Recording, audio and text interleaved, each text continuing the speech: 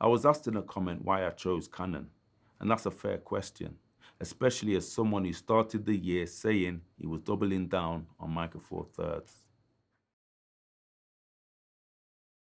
For a long time, Micro Four Thirds as a system made complete sense to me, and in many ways it still does. But the more I thought about where I wanted to go next as a filmmaker, the more Canon felt like the system that offered the clearest path forward. I think it's important to say from the start that this isn't about me acting like Micro Four Thirds suddenly stopped being good. It didn't. I've done a lot with the format and I still think it has real strengths. It's compact, practical, and for a long time it gave me the best balance of performance, affordability, and flexibility for the kind of work I was doing. And as someone who spent years shooting on Lumix Micro Four Thirds, I know exactly why that system became such a big part of my journey. The truth is, cameras like that opened the door for a lot of us. At one point, if you wanted to make work that felt cinematic, but you didn't have a huge budget, DSLR and mirrorless cameras were the way in. Most of us weren't in a position to go and buy a dedicated cinema camera. Those kind of cameras often felt financially out of reach unless you had a much bigger budget, a rental model, or were prepared to put yourself under serious pressure just to own one. And for filmmakers, that was never realistic. So we worked with what we could afford. That's why so many of us came up through DSLR and mirrorless cameras. They gave us access, they gave us interchangeable lenses, better looking images, more creative control, and a way to start building our craft without needing the kind of money that used to keep filmmaking at a distance. That whole wave changed things. It made filmmaking feel more reachable. But if I'm honest, I don't think the plan for many of us was to stay there forever. For many of us, those cameras were a stepping stone. They were an affordable route into filmmaking, not always the end goal. Over time though, mirrorless cameras became so capable and so accepted that they stopped being seen as a stepping stone and became the main thing. For some, that's completely by choice. For others, it's because the jump to something more purpose-built for cinema still feels too big. That's where Canon started to make sense to me. What pulled me in wasn't just one camera body, it was the ecosystem as a whole. I wanted a system that made sense, not just for where I am now, but for where I want to go. I didn't want to buy into something that worked well at only one level. I wanted a path. I wanted something that connected the more affordable end of the market to proper cinema cameras in a way that felt realistic. I think I really started to take notice of Canon when they added raw light to the C70. For me, that said a lot. It wasn't just a spec update, it felt like a sign of how they saw the camera and the people using it. It showed a willingness to add something genuinely valuable to a camera that was already out in the world, and that made me look at Canon differently. To be honest, that's the kind of move I can't imagine Lumix making. It made me feel like Canon took their cinema line seriously, not just at launch, but over time. That moment stuck with me because it spoke to something bigger than one feature.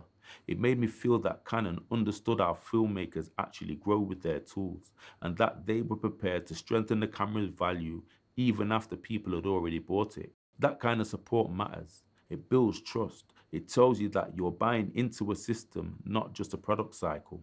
In my opinion, no other manufacturer offers such a wide ecosystem from budget to high-end cinema under one umbrella.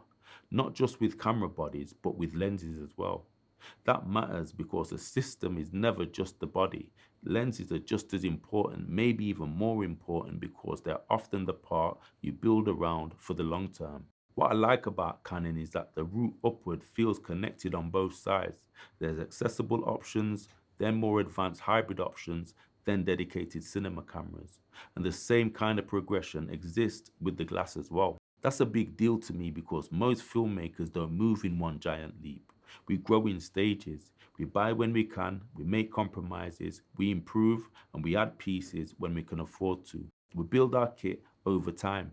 Canon feels like a system that understands that reality. It feels like a system built for progression. One thing I noticed when looking more seriously at Canon was that the jump from mirrorless to cinema didn't feel as extreme as it does with other brands. It didn't feel like you were leaving one world completely and entering another that only bigger productions could really access.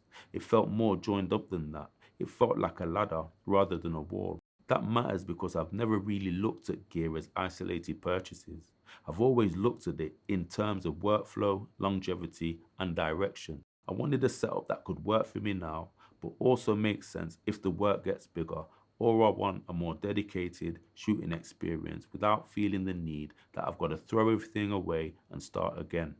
Canon gave me that feeling more than any other system. That was a challenge because I genuinely invested time, money, and trust into Micro Four Thirds. When you start the year saying that you're doubling down on a format, it isn't nothing to then move in a different direction. But I think that's why this decision needed to be more about short-term excitement. It had to be about what made sense in the bigger picture. And for me, the bigger picture wasn't about abandoning smaller cameras because they're somehow not serious enough. It was about recognizing that I've always wanted a route into more dedicated cinema tools when it became practical to do so. Internal ND, body design, monitoring, the overall shooting experience, these things matter to me. Not because mirrorless can't get the job done, but because there are clear benefits when you move into cameras that are more purpose-built for production. Canon feels like one of the few manufacturers that offers that move without making it feel impossible. I also think there's something important about being able to stay within one broader family of tools as you move up. When the bodies, the lenses, and the overall philosophy of the system still feel connected, the growth feels more natural. It feels less like abandoning one setup and more like moving further along the same road. That's exactly what I wanted. I'm not saying Canon is the only good option. There are great cameras being made by a lot of companies right now. But when I look at the full picture, affordable entry points, serious mirrorless options, dedicated cinema cameras, lens progression, and a path that doesn't feel financially absurd from one stage to the next, Canon stands out to me. Looking back, that's really why I chose Canon. Not because I suddenly stopped valuing Lumix or Micro Four Thirds, and not because mirrorless failed.